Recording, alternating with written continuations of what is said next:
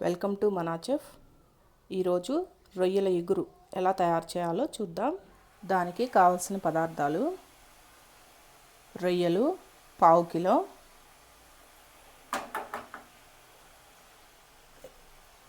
కారం 2 టేబుల్ స్పూన్లు,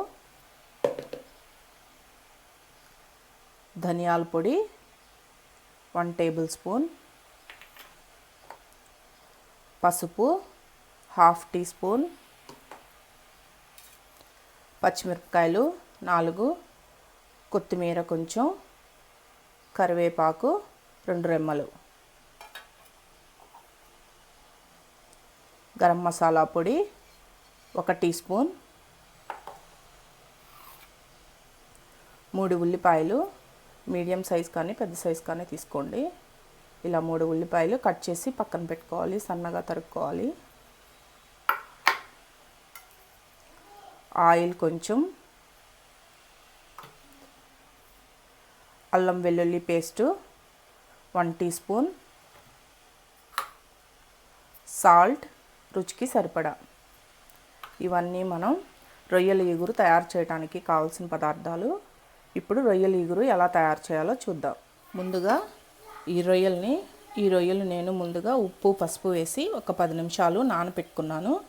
ఈ రొయ్యల్ని ఒక బాండల్లో వేసి వీటిల్ని స్టవ్ మీద పెట్టుకోవాలి. ఇలా స్టవ్ మీద పెట్టుకొని కొంచెం వాటర్ వేయండి. వాటర్ వేసి ఈ రొయ్యలు బాగా ఉడికిపోవాలి.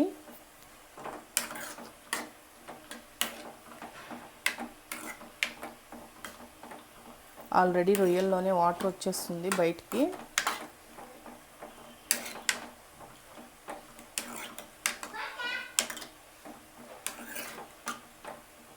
ఈ రొయ్యలు బాగా ఉడకాలి. వాటర్ మొత్తం బయటకు వచ్చిందాక ఉడకబెట్టుకోవాలి. ఈ విధంగా వాటర్ మొత్తం ఇంకిపోయేదాకా ఉడకనివ్వండి. ఇలా ఉడకనిచ్చుకున్నట్లయితే కూర కూడా టేస్ట్ బాగుంటుంది. ఈ వాటర్ మొత్తం ఫుల్గా ఇంకిపోవాలి.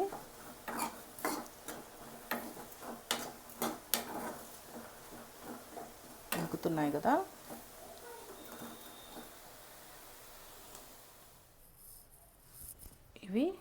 ఈ విధంగా వాటర్ మొత్తం ఇంకిపోయిన తర్వాత తీసి పక్కన పెట్టుకోండి. వేరొక గిన్నెలో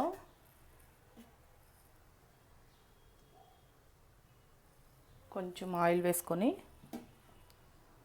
ఆయిల్ కొంచెం హీట్ ఎక్కనిద్దాం. ఈ ఆయిల్ కొంచెం హీట్ ఎక్కిన తర్వాత ఇలా కట్ చేసి పెట్టుకున్న ఉల్లిపాయ ముక్కలు, పచ్చిమిర్చి ముక్కలు, ఈ ఉల్లిపాయ ముక్కలు కూడా వేసేసుకోండి.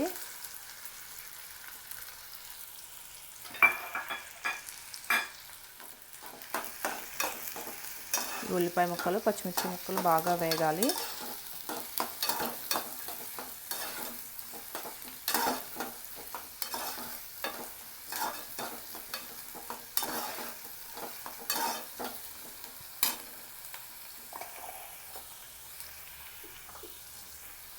దీంట్లో కొంచెం ఉప్పు వేసుకున్నట్లయితే ఉల్లిపాయ ముక్కలు తొందరగా మగ్గిపోతాయి.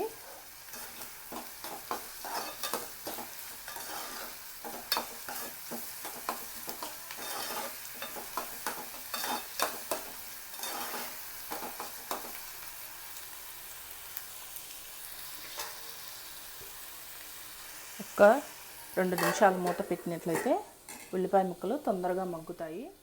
ఒక 2 మినిట్స్ తర్వాత మూత తీసి చూడండి.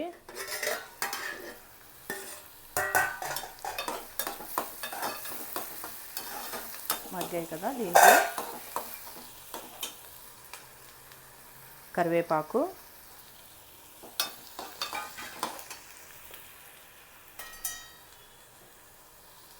కొంచెం పసుపు వేయండి.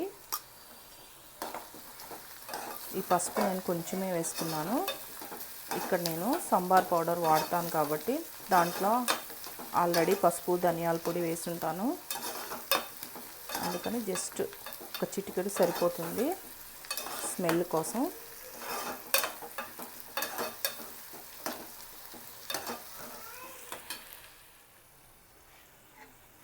దీనిలో అల్లం వెల్లుల్లి పేస్ట్ కూడా వేసుకున్నాం కదా, అల్లం వెల్లుల్లి పేస్ట్ కూడా బాగా మగ్గిపోయింది కదా.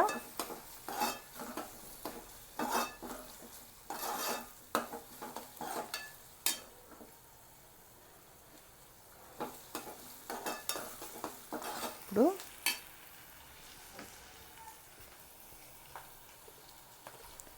కొంచెం కారం వేసుకోండి. ఈ కారం మీరు ఎంత తినగలరో అంత వేసుకోండి.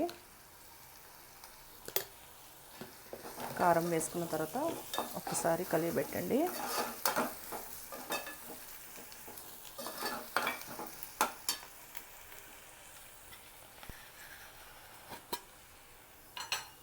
తర్వాత ఇది నేను ముందుగా తయారు చేసి పెట్టుకున్న సాంబార్ పౌడర్. ఈ సాంబార్ పౌడరు నేను ఆల్రెడీ మీకు నా వీడియోలో చూపించున్నాను. ఒక్కసారి దాన్ని చూసారంటే మీకు తెలుస్తుంది. దీంట్లో ధనియాల పొడి, పసుపు అన్నీ వేస్తున్నాం కదా, మనం ఇంకా పసుపు ధనియాల పొడి వేసుకొని అవసరం లేదు. ఇందాక మీకు చూపించడానికి కొంచెం పసుపు వేసాను. ఇది ఏ కూరలో వేసుకున్నా చాలా రుచిగా ఉంటుంది.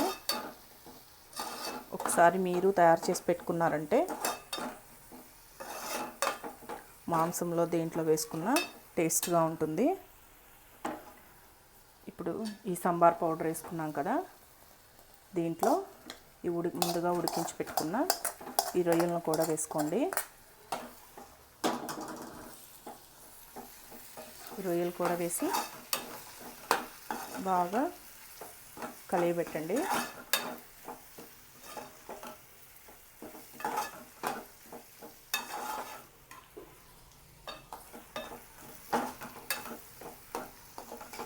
ఈ రొయ్యలు కూడా వేసుకున్న తర్వాత దీంట్లో ఆఖరిగా గరం మసాలా పౌడర్ ఉంది కదా, ఇది ఒక 1/2 టీ స్పూన్ సరిపోతుంది. ఎందుకంటే మనం 1/2 కేజీ రొయ్యలు తీసుకున్నాం కదా, లేదా 1 టీ స్పూన్ వేసుకోండి.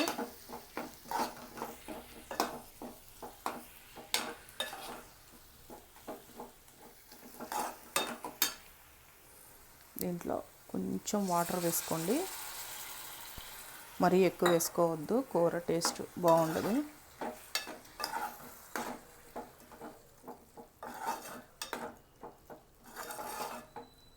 చాలా సింపుల్గా అయిపోయే ఇగురు ఇది. కొంచెం వాటర్ వేసుకున్నాం కదా, ఇప్పుడు మూత పెట్టేసి ఒక 2 నిమిషాలు మగ్గించుకుందాం.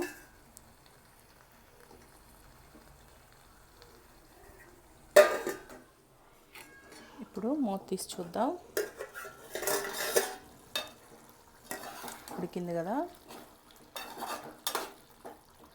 ఇంకొక 2 నిమిషాలు మూత పెడదాం. ఎందుకంటే ఇవి రొయ్యలు కదా, కొంచెం బాగా ఉడికితే మనం నవలడానికి బాగుంటుంది.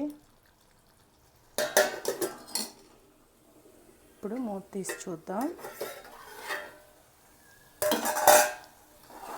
చూసారు కదా, రొయ్యలు రెడీ అయిపోయింది. ఇది కొంచెం చల్లారిన తర్వాత గట్టి పడిపోతుంది. ఈ విధంగా ఉడికితే సరిపోతుంది. దీనిలో లాస్ట్గా కొత్తిమీర చల్లుకుందాం.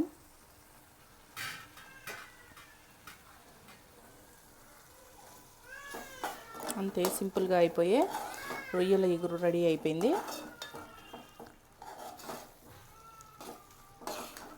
దీన్ని మనం సర్వ్ చేసుకుందాం. చూసారు కదా, రొయ్యల ఇగురు రెడీ అయిపోయింది. ఇది అన్నంలో చాలా రుచిగా ఉంటుంది. ఈ వంటకాన్ని మీకు నచ్చినట్లయితే నా యూట్యూబ్ ఛానల్ మనా చెఫ్కి సబ్స్క్రైబ్ చేయండి. నచ్చితే లైక్ చేయండి. మీ కమెంట్స్ని కూడా పంపిస్తారని కోరుకుంటున్నాను.